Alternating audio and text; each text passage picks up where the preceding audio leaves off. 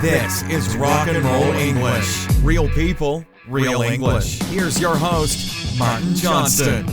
Hello everyone and welcome to another episode of Rock and Roll English. In today's show I speak to Dan the Man about how to make a good speech or even give a speech, because we can say both of them. And just so you know, a speech is like something you do once, like for example at a wedding. Maybe you make a speech. In general, for example, your English, we call that your discourse, not my English speech, my English discourse. Anyway, that's enough of the boring stuff. In today's show, there is some real sexy rock and roll pronunciation. So listen to the end because I will talk about that. And obviously all of the rock and roll vocabulary, and there is a lot in today's show, is on the website rockandrollenglish.com. So you can go there and do a pretty crazy quiz. And one thing about the quiz, the questions are there to help you understand the meaning of the words better. So sometimes I will just put a picture, because if the picture helps you understand better, then it's probably better I put a picture. Anyway, that's enough of me. Here is the show. Have fun and speak to you again at the end. Dan the Man, how are you today? I'm good. How are you?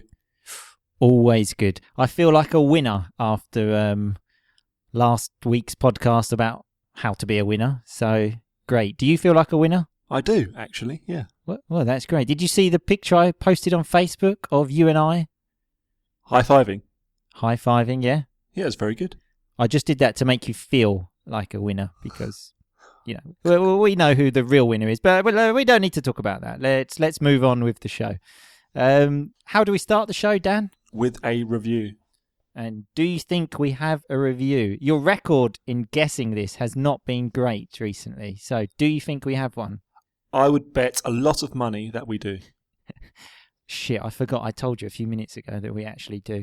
That's the only reason he got it right. Yes, we do. And it's from Jew.111. And it says, I have to admit that I'm addicted to Rock and Roll English podcast.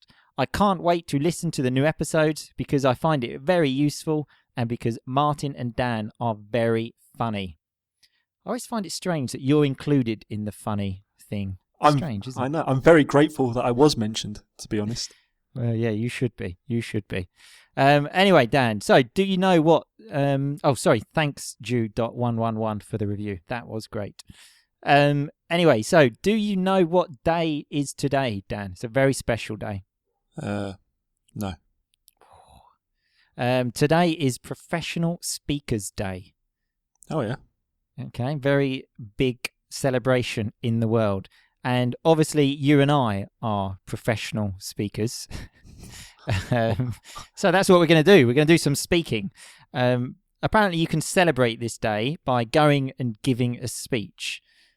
Or you can tell people about a speech you have heard today. Okay. So which way do you choose to celebrate, Dan? By being on this podcast, of course. Exactly. And all the rockers and rollers, how can they celebrate? By telling people about rock and roll English. Oh, you are on fire today with your correct answers, Dan. Nice expression there, on fire, which we use when everything's going right, like for Dan the Man today. But we're going to look at how to make a great speech, okay? Mm-hmm. So it says the goal of any speech is to sell or motivate. So what's the goal of, our speech today, Dan? Well, to motivate. Oh, yeah. With your motivating voice, Dan, I can feel the motivation in everybody. Yeah, so that's exactly what we're going to do. So how can we start a speech, Dan? Because the start apparently is very important. Well, my experience of giving speeches is pretty low, but I do know that at the beginning of a speech, you should make some sort of connection to your audience. Well, I've got a way to do that, Dan. Apparently, giving a quotation is one way, which, for example, I've got one here. We do not remember days. We remember moments. Who said that? I don't know. I just saw it somewhere on the internet. Unknown. But did you feel involved with the speech? Maybe it was your delivery that was very well. Also very important is the delivery. Or with a story, apparently. So if I said to you, for example, Dan, it was a cold winter's day, and Dan the man was looking out the window, thinking to himself, why me? Well, I'd be a little bit scared if you're telling me that story. Probably, yeah, because I haven't finished the story, but I had a good start, because apparently that's really important, the start. But yeah, I didn't bother finishing it. Yeah. Nice little term there. I didn't bother because I haven't got the energy. It's too much work. And the last one is a hook. So I've actually got a hook, which is the name of today's podcast, Dan, which is, what do pencils and speeches have in common? What, you want me to answer that? Well, hopefully you won't know the answer, and then it will stay a hook because we'll have to tell the listeners at the end. Okay, I see what you've done there. Obviously, Dan's so intelligent, he does know the answer. He just doesn't want to say. So that's the hook, because people now have to listen to the end to find out the answer. Because I think normally people listen to the first 5 minutes and think, I'm not listening to these two boring idiots, and switch off. But now... Mm-hmm. You've got them. I've got them. Or they'll probably just fast forward to the end just to hear the answer. A nice term there as well. Fast forward to skip to the end of things like podcasts, also videos if you were born in the 1980s like me. Okay, so the next point, Dan. When you give a speech, remember there's a nice collocation there, to give a speech. So when you give us like a public speech, what is the most important item of clothing? What? The most important item of clothing. Nice word there as well, clothing. So when it's one piece, like a shirt, for example, we say an item of clothing. We don't say a cloth or clove. It doesn't exist. So yeah, what's the most important item of clothing, Dan? Well, to be honest, all of them, because if I'm just wearing a shirt, right, I'm not going to be comfortable. Yeah. It would look a bit strange if you were standing in front of a lot of people and just wearing a shirt, as in no pants. Not too bad if you're behind the lectern. Lectern? What the hell is that, Dan? I honestly don't even know what that word means. Jesus Christ, Martin, you have the vocabulary of a 5-year-old. It's the tall stand that people stand behind when they give a speech. Okay, yeah, Dan was making some movements with his hands there. Obviously, you can't see that, but thanks for the movement. Anyway, Dan. Mm-hmm. Yeah, no, that would look quite good if you were behind the lectern in just a shirt. But apparently the most important item of clothing is a smile. That's not an item of clothing. That's what it said in the book, Dan, okay? Mm-hmm. Because... just smiling's good, apparently, which I've said before is something I struggle with, so something I have difficulty with. But it says here it takes 42 muscles to frown. So what's a frown, Dan? It's when someone looks upset. That's a good answer, Dan. I didn't actually know how to answer that. But yes, when someone looks upset, they frown. But it only takes 17 muscles to smile. So, it's actually easier to... smile. It takes a few more for you, doesn't it? Well, I'm smiling at the moment, actually. I think it's because I'm having such a great time talking to you. But I noticed that you have a face like a smacked arse. What the fuck are you talking about? Stop lying to the listeners. So, face like a smacked arse is a lovely, quite offensive term to say that someone looks very miserable, which I think Dan always does, only when he talks to me, I think. I've seen other pictures of him smiling. Yeah, but, couldn't be happier. And another important thing to do, apparently, is make eye contact with the audience. So I hate doing that. I don't like to look at people, because either I either get two looks. One of, they're smiling, trying to encourage me, or one of sheer disappointment. Nice word there, of sheer disappointment. It's like a way to say total disappointment. Yeah, I'd probably say it's the second one is the one they probably give you the most. Mm-hmm. I actually did a speech at school once. I don't know if you remember this, Dan. Well, it was a reading, and I was doing it with another person. And I was in charge of reading the bits where it said, for example, Jesus said, and then I would say the bit that Jesus said. We went to a Catholic school. So yeah, just in case anyone wants to know, a Catholic school. Anyway, so the other person was reading, and I, at this point, started making eye contact with the audience, and then she stopped reading, and then I thought, shit, I don't know where we are. And then I looked at her as in like, just please, just you read it. You know I'm in trouble here. Help me. And then she just sort of looked at me, moved her head to say no.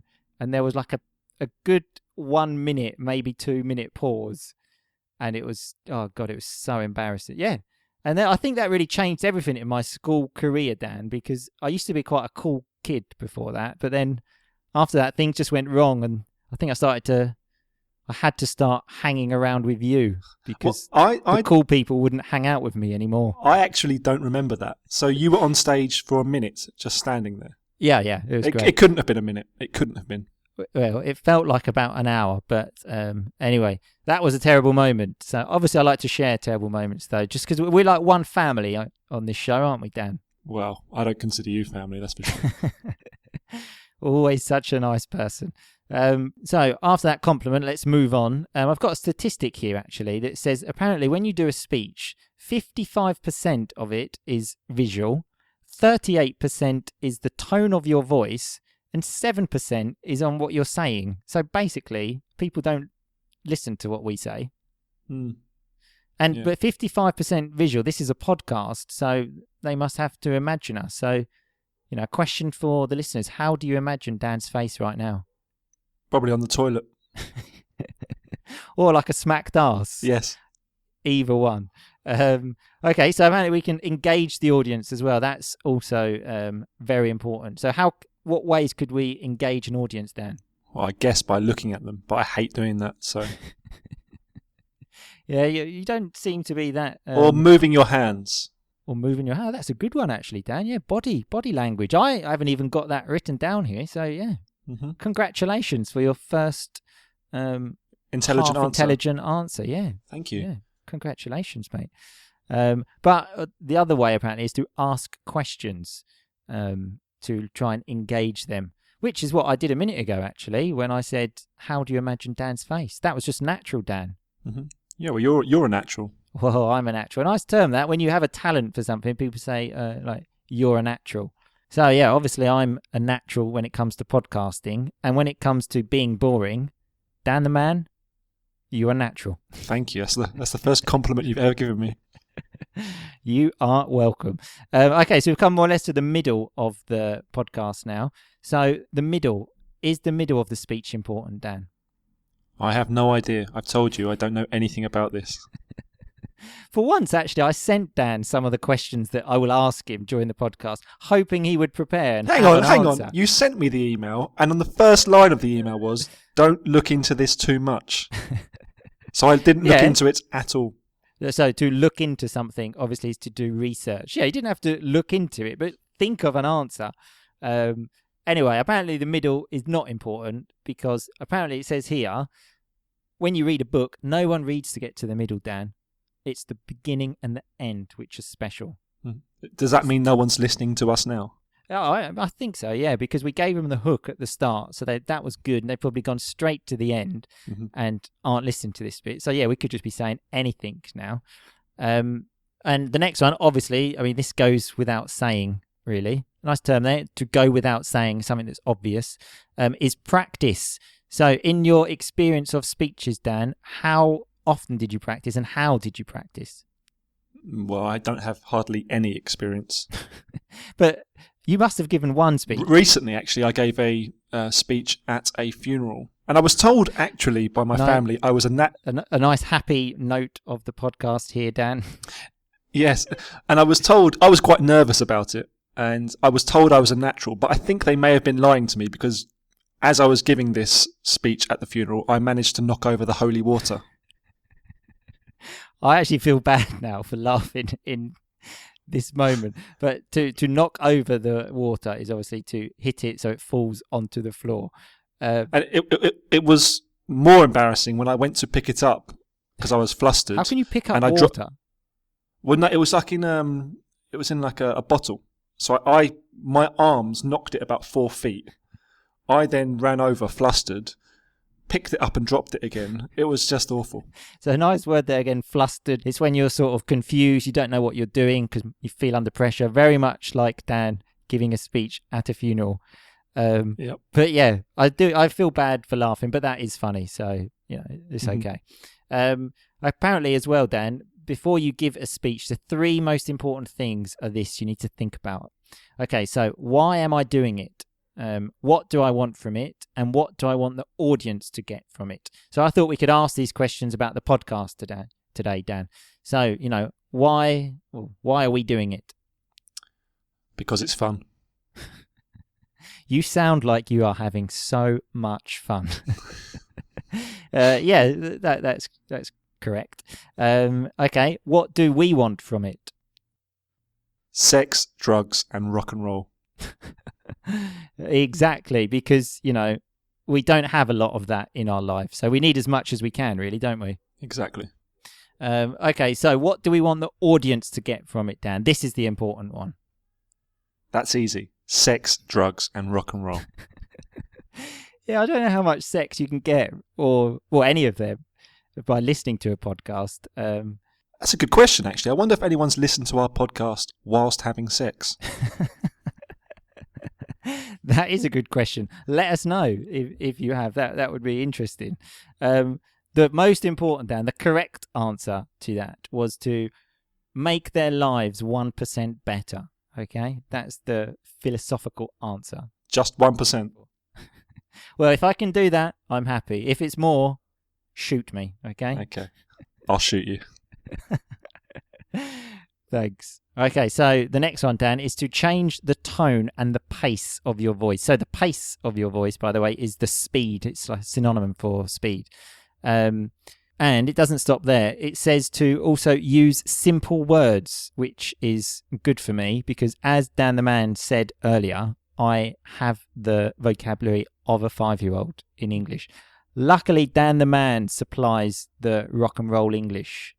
Yeah, that is true. But I speak too quickly, as you have told me off many times. But it's not that you speak too quick. You just need to change the pace. Like sometimes a bit slower, sometimes a bit faster, like this. So then people think, what's he going to do? Mm-hmm. I will start speaking very slowly.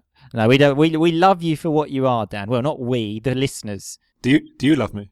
Definitely not. We have been here before, Dan, and I told you no then, and I'm telling you no now. I will keep asking you, okay? Well, you keep asking. You'll get the same answer.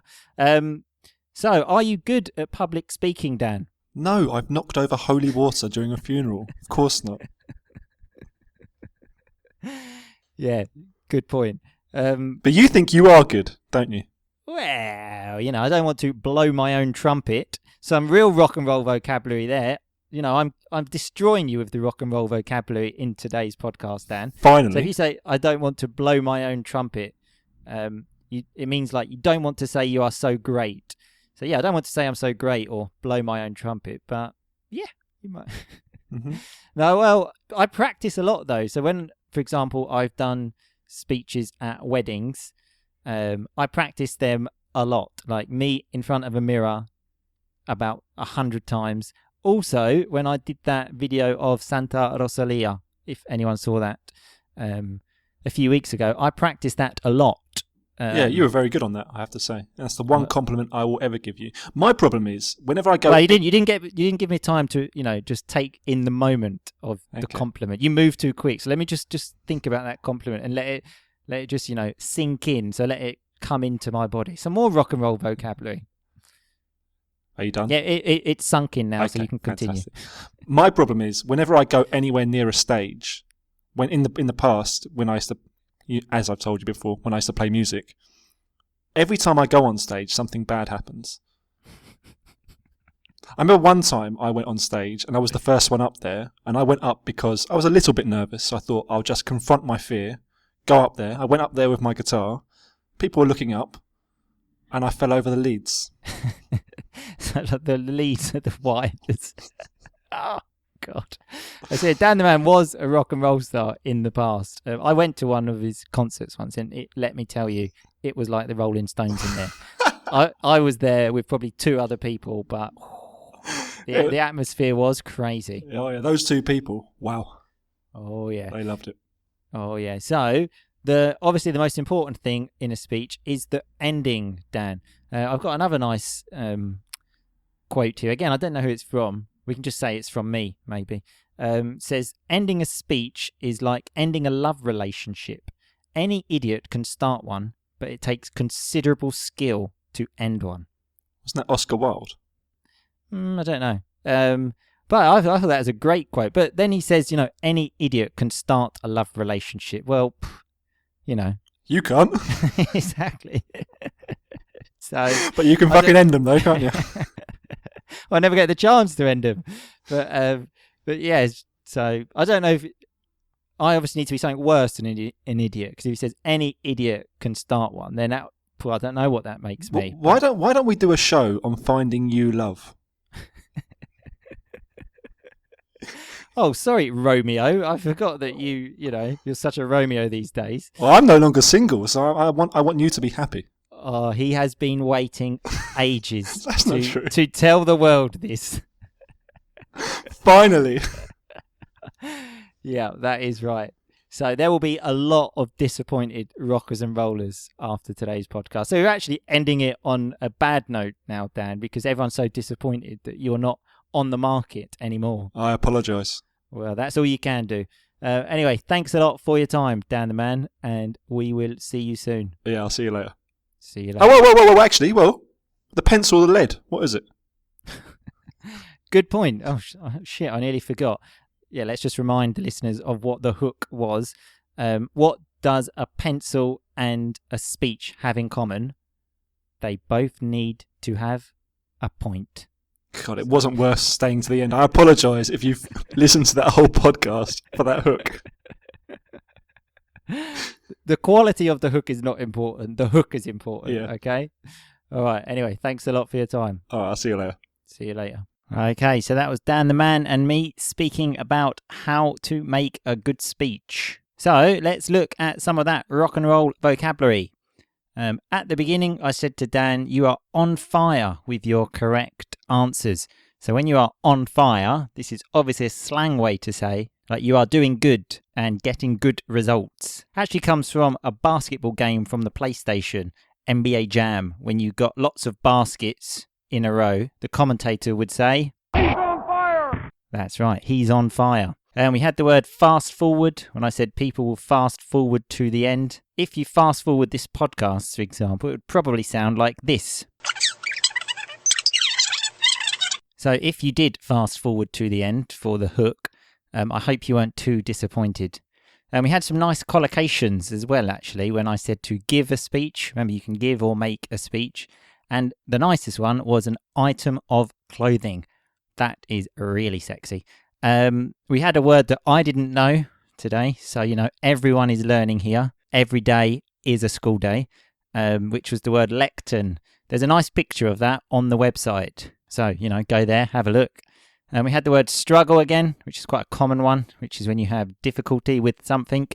And we had the word frown, which is a facial expression. It's quite the opposite of a smile, actually. In fact, when someone is frowning, often people say, turn that frown upside down. So, smile. Again, there's a picture of that on the website. And speaking of faces, we also had face like a smacked arse, which is basically a facial expression with no emotion on, just nothing. Much like Dan's face all of the time. But again, there's a nice picture of that on the website. So go there, have a look. A really nice word, actually, was sheer, when Dan said people have a look of sheer disappointment on their faces.